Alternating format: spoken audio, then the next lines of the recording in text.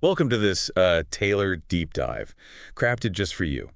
Today, we're embarking on an exploration of a really influential work in esoteric philosophy, the Kybalion. It's attributed to the mysterious three initiates, and it's dedicated to Hermes Trismegistus.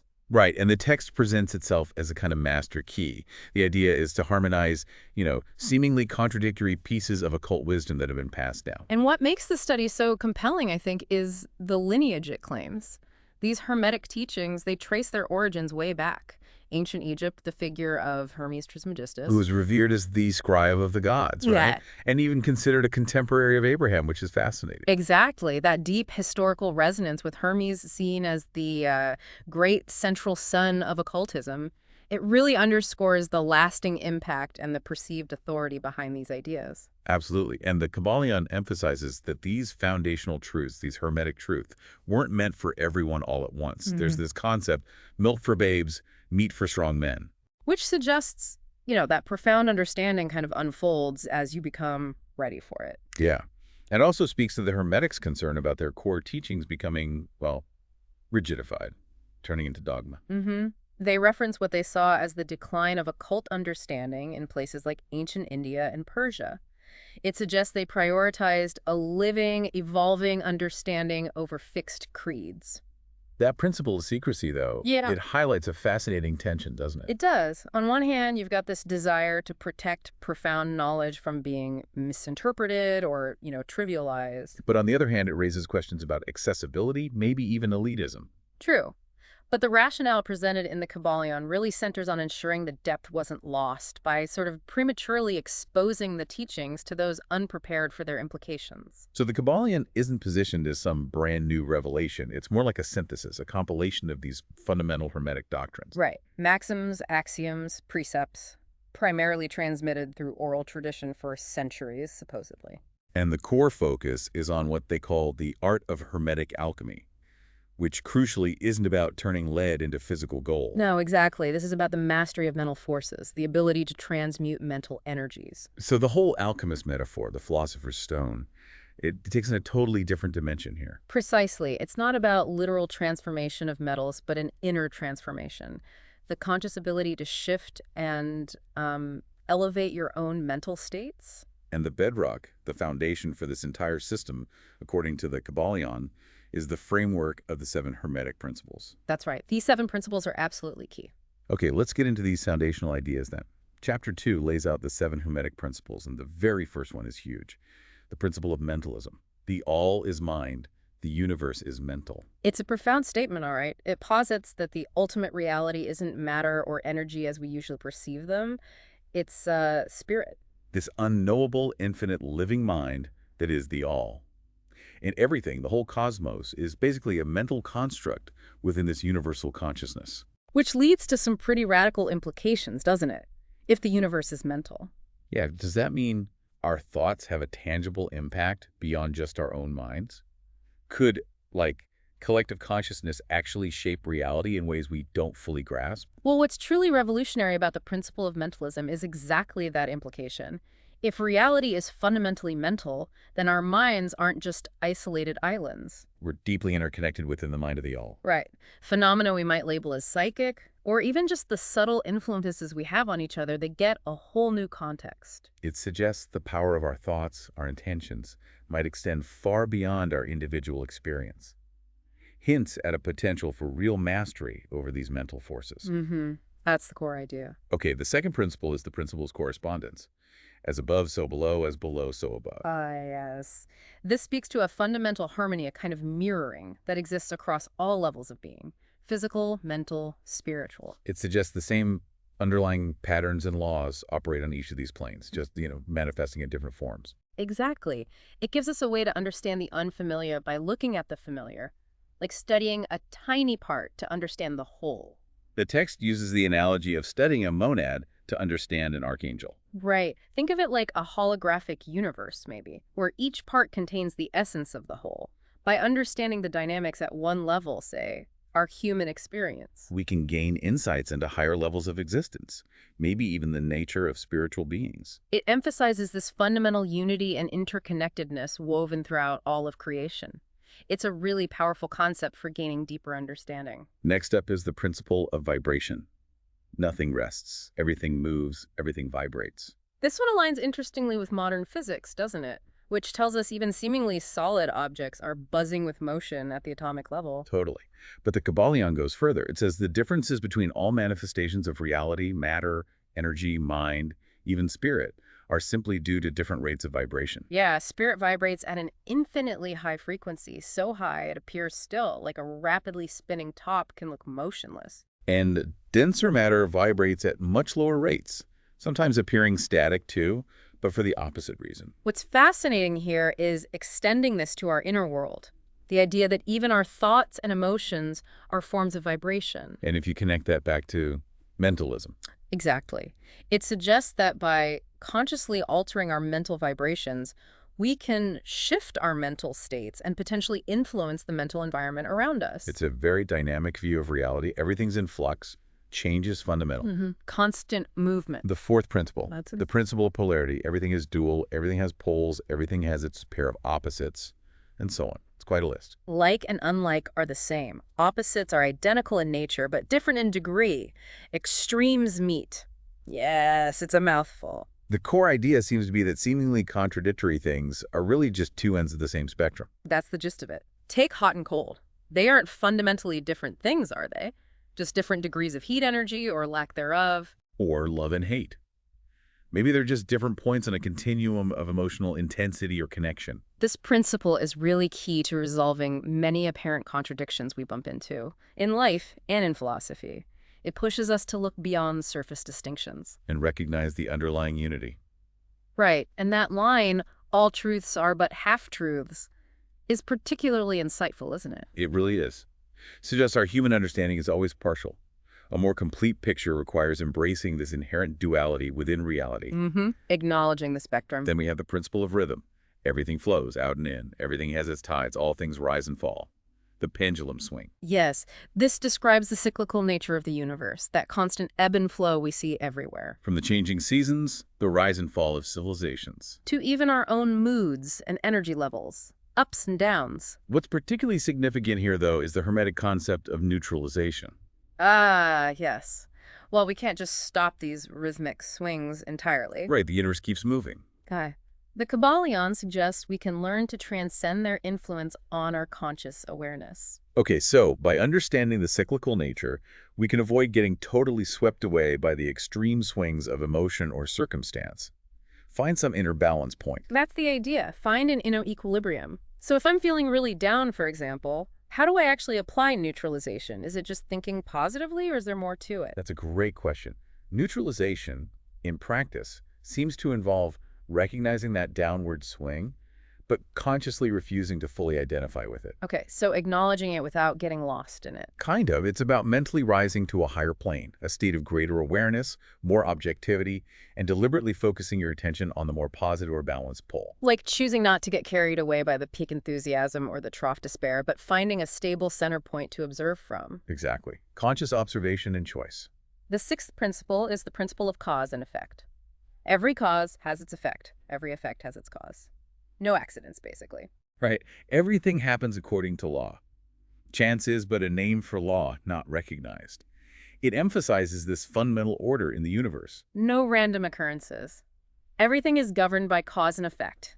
Whether we understand the specific chain of events or not, there are many planes of causation, but nothing escapes the law. This principle moves us beyond just a simple surface understanding of events, doesn't it? It does. The Kybalion suggests that while we're definitely subject to the effects of causes operating on lower planes, through mental mastery, we can learn to operate on higher mental planes. Essentially becoming causers ourselves, rather than just passive recipients of effects.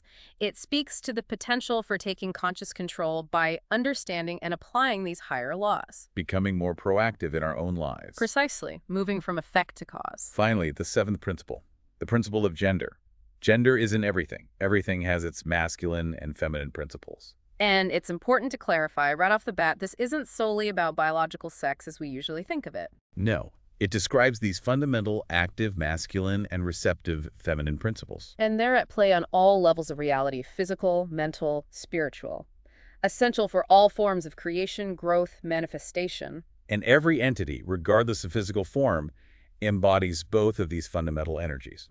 It's a universal dynamic. Okay, so moving into chapter 3, we get to mental transmutation. This builds directly on that first principle, mentalism. Right. Just as ancient alchemists sought to transform base metals. The idea here is that we can consciously transform our mental states, our conditions, our vibrations. The Hermetists saw this as a very practical art, a way to intentionally shape our inner world and, by extension, potentially our outer experiences. This chapter really drives home the power inherent in understanding that the universe is mental. Absolutely. If our reality is fundamentally a product of mind, then the ability to consciously alter our mental states becomes an incredibly powerful tool for personal transformation. The Kybalion even links this to things like mental influence, suggesting our thoughts and mental energies can indeed have effects beyond our immediate awareness. And it's not just about our own internal landscape, is it? No, it suggests we're constantly, often unconsciously, influencing the mental states of others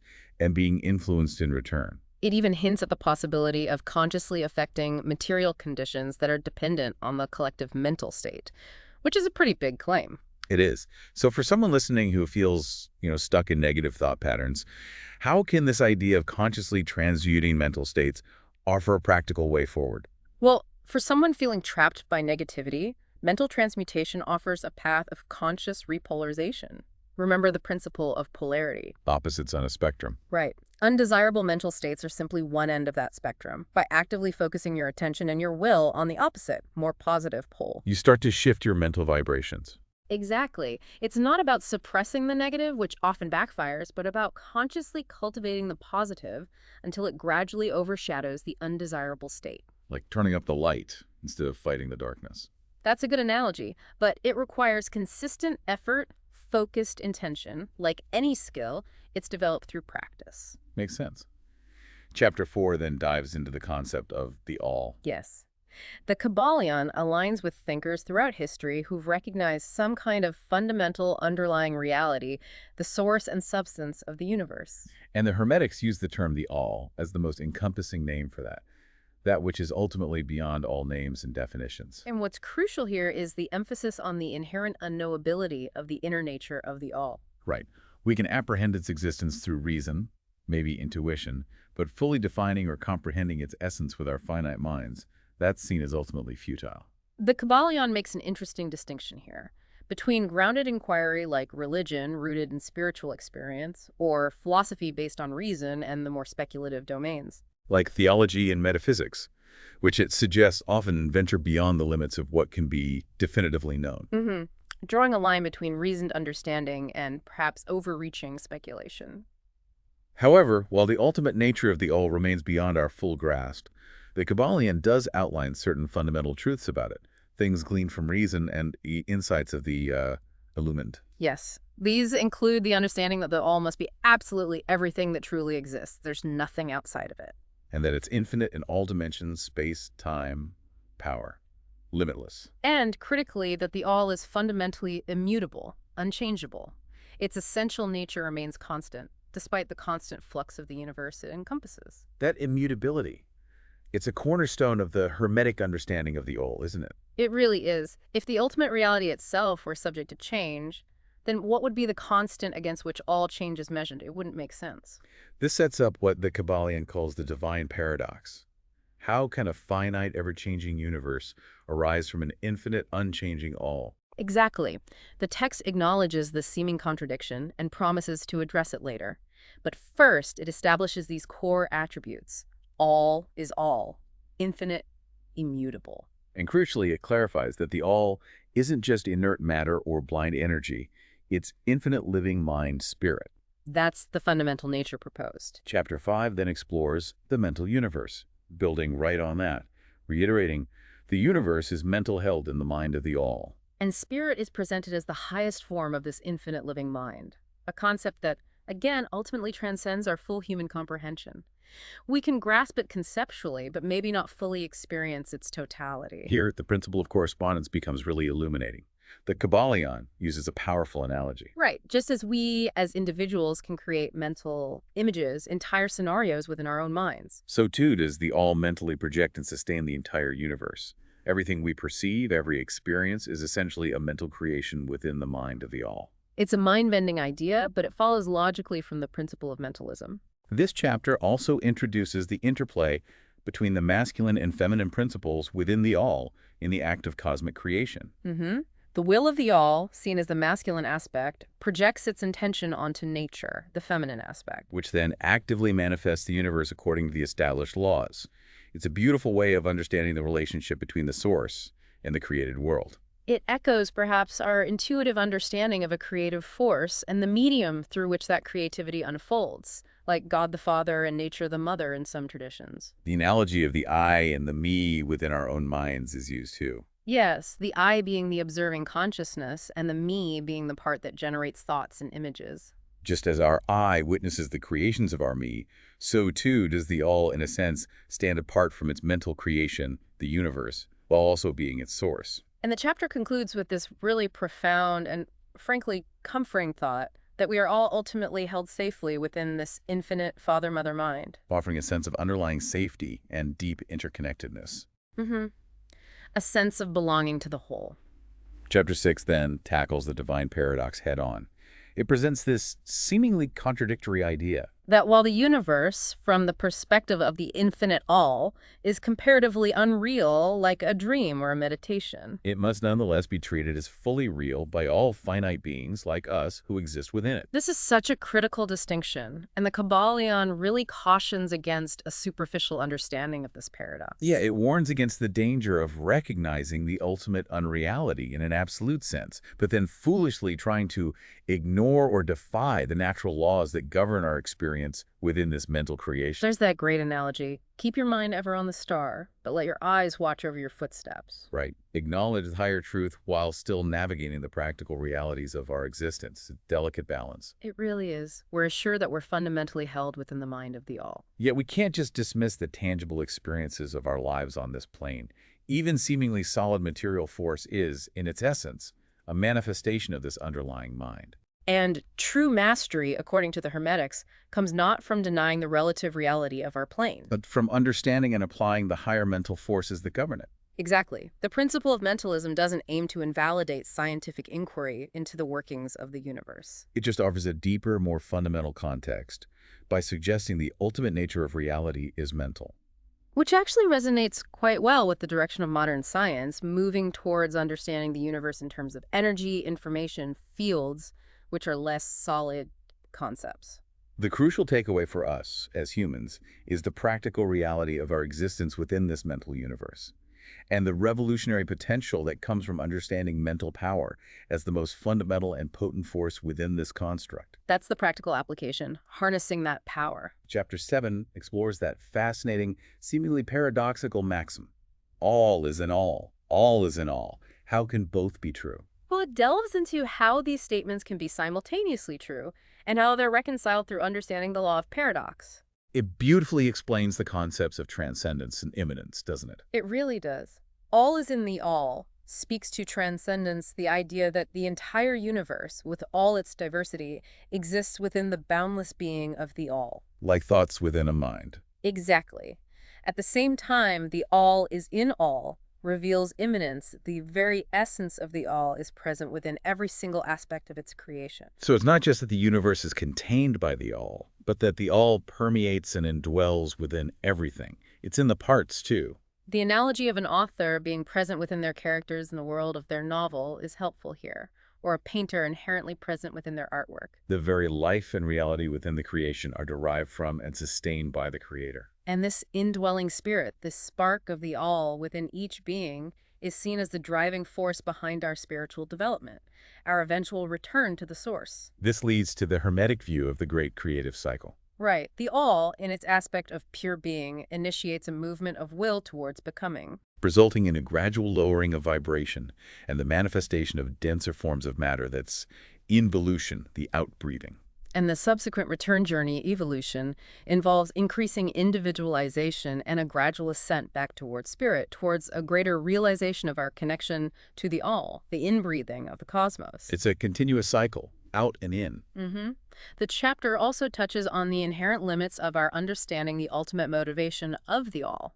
Right, stating simply and profoundly the all acts because it acts. Even the wisdom of Hermes Trismegistus, when pressed on this ultimate why, apparently remains silent, perhaps indicating the incomprehensibility of such a motive to finite minds, or maybe the question itself is flawed. But the central teaching remains emphatic. While all is in the all, it is equally true that the all is in all. And realizing this unlocks profound understanding. This understanding of the immanence of the all is truly transformative, I think. It shifts the perception of the divine from something distant and separate To an inherent presence within ourselves and all of creation. And this realization fuels the spiritual journey, that innate yearning to reconnect with our source, and provides a deep sense of interconnectedness with everything that exists. Chapter 8 then shifts focus to the planes of correspondence, expanding on that second Hermetic principle about harmony between levels. Yes, the Kybalion outlines 3 great planes: the physical, the mental, and the spiritual. And it's crucial to remember these aren't rigid, separate compartments. They're more like artificial distinctions along a continuous spectrum of life, blending seamlessly into each other. Think of an atom, a human thought, a spiritual insight, all expressions of the same fundamental reality, differing primarily in their vibrational frequency. And all existing as creations within the mind of the all. Each of these great planes is then further divided into 7 minor planes, and even those into subplanes. It provides more granular framework for study. The great physical plane covers everything we perceive as matter and energy. Its 7 minor planes range from the densest forms of matter up through more subtle ethereal substances and various forms of energy. Some recognized by modern science, others perhaps still beyond our current understanding, like the 7 distinct levels of ether they proposed. It's interesting how they saw matter not as fundamentally distinct from energy, but just energy vibrating at a lower frequency. Definitely. When we move to the great mental plane, its 7 minor planes cover a huge spectrum. From what they called mineral mind, suggesting even seemingly inanimate objects have some inherent responsiveness or life force. Through the plant and animal kingdoms, culminating in the various levels of human mind, and even extending beyond that to concepts like the Superman and Overman, representing beings with significantly enhanced mental capacities. And the great spiritual plane. The Kybalion admits this is the hardest to describe using our language. Likened to explaining light to someone born blind, yes. Its 7 minor planes are said to be populated by beings with levels of life, consciousness, and form far beyond our current comprehension. It emphasizes that true understanding of these planes and the immense power they hold is reserved for advanced Hermetists. It includes a strong caution about the potential for significant negative repercussions if spiritual power is misused, that potential for a severe swing back towards a more material existence. Which underscores the importance of balance and responsibility in Hermetic philosophy. Absolutely.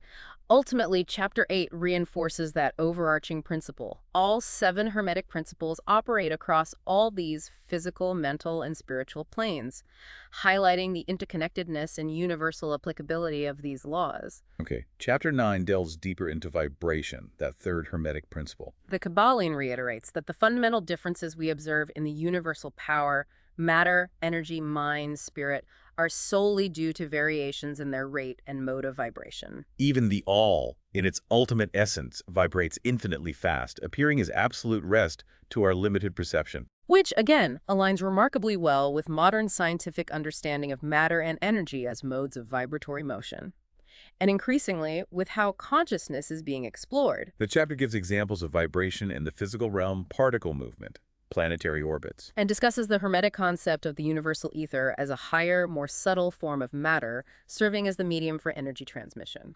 What's particularly insightful is the Hermetic teaching that all mental states, our thoughts, emotions, desires, have their own unique vibrational frequencies. And further, that these mental vibrations can be transmitted and can influence other minds through a process they call induction. Offering a Hermetic explanation for things like telepathy and mental suggestion, areas increasingly explored today. Right.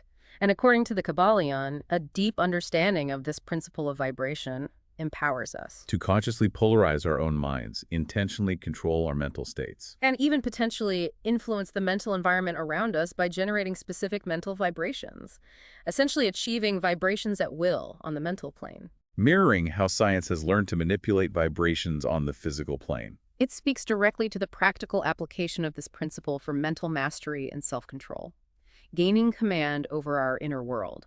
Chapter X explores polarity, the fourth principle, the idea of opposites. The Kybalion explains that every manifested thing has two poles, opposite extremes, with countless degrees in between. And this understanding resolves many apparent paradoxes by showing that contradictions are often just different points on the same continuum. Numerous examples are given, right? Physical and mental. Yeah, physical plane, heat-cold, light-darkness, east-west, the musical scale. Mental plane, love-hate, courage-fear, all presented as different degrees of the same underlying thing. The profound implication is that even seemingly absolute distinctions, like maybe good and bad, are relative. They exist on a spectrum defined by their position between two polar opposites. It encourages a more nuanced perspective, less black and white thinking, recognizing the interconnectedness of opposing forces.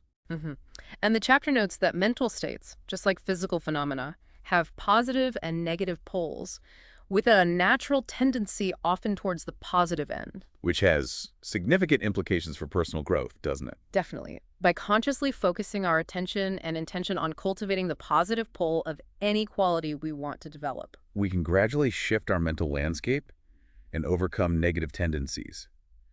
It's about consciously choosing where on that spectrum we want to reside and actively moving towards it. it's an active process of mental repolarization. Chapter N gets into rhythm, the fifth principle, the pendulum swing again. The Kybalion elaborates on that constant to and fro movement, the cyclical ebb and flow between the polar opposites established by polarity. And this rhythmic movement manifests everywhere.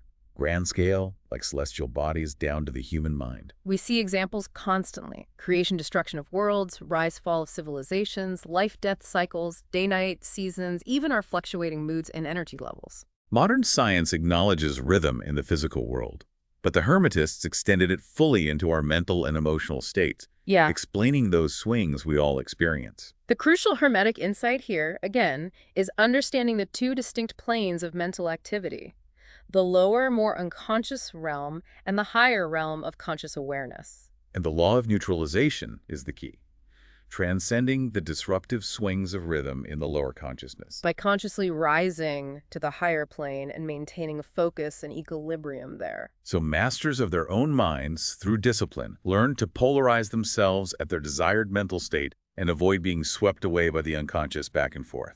That mastery of rhythmic swings is presented as fundamental to self-mastery. The Kybalion also introduces the law of compensation here. Right. The idea that the swing in one direction will inevitably be matched by a corresponding swing in the opposite direction. Intensity matches intensity.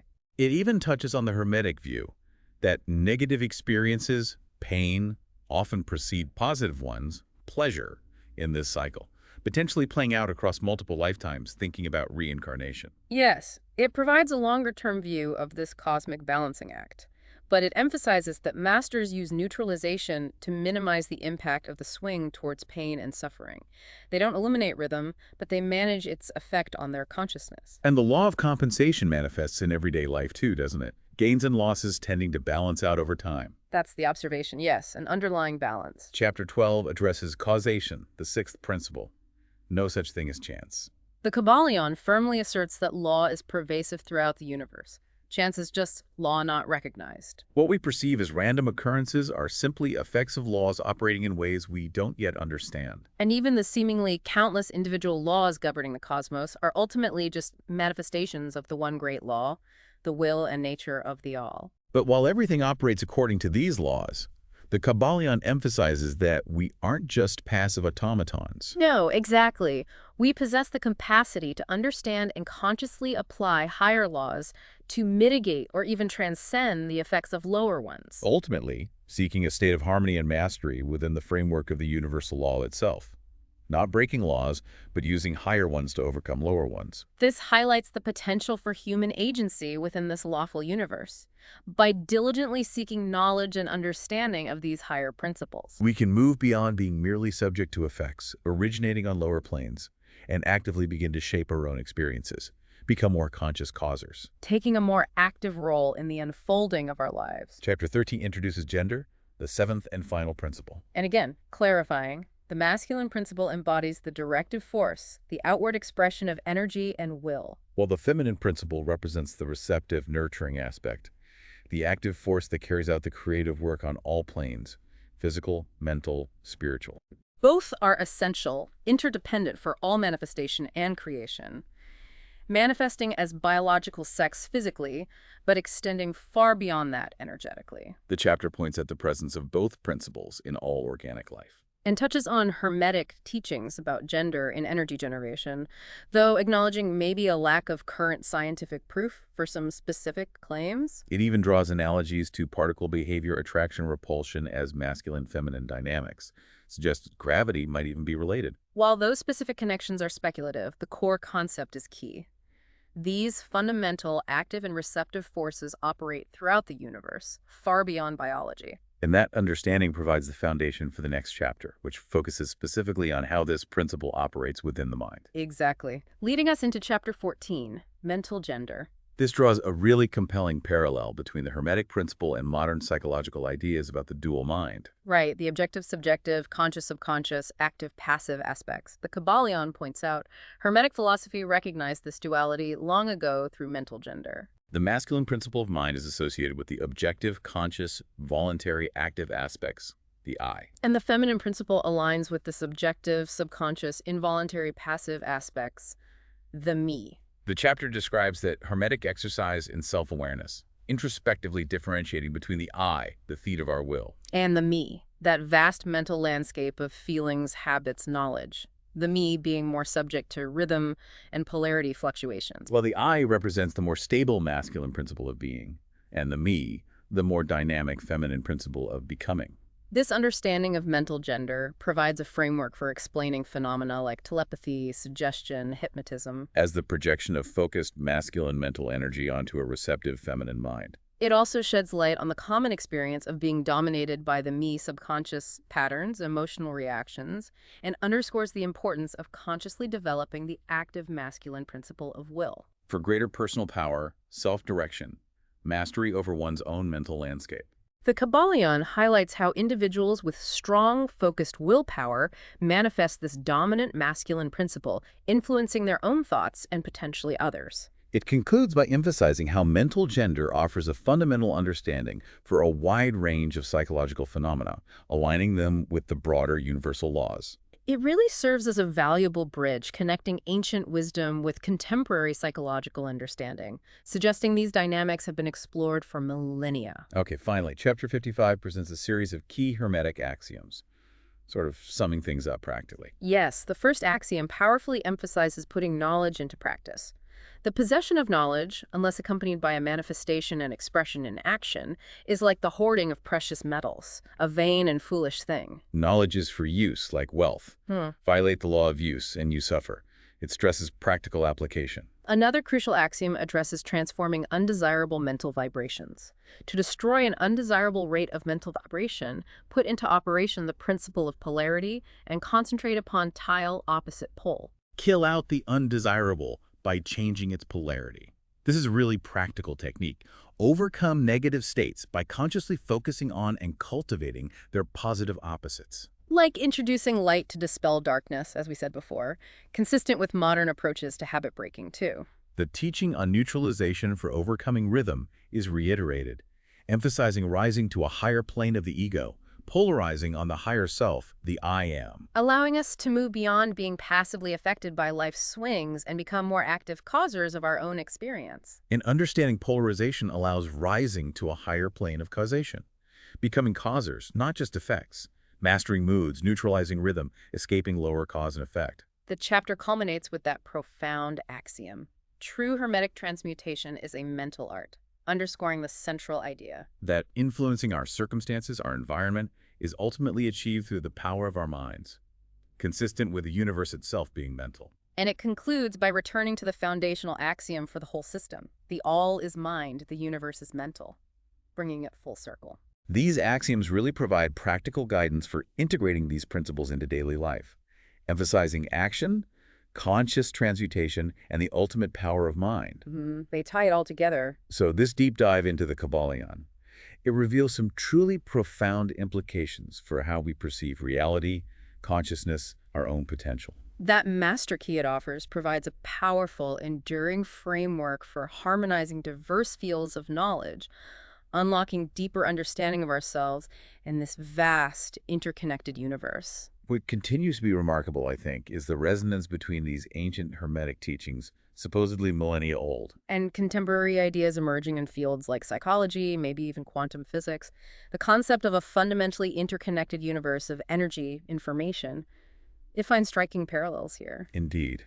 We really encourage you to take some time, reflect on these principles, consider how they might illuminate your own life, your understanding of the world around you. Which raises a final thought for you to contemplate.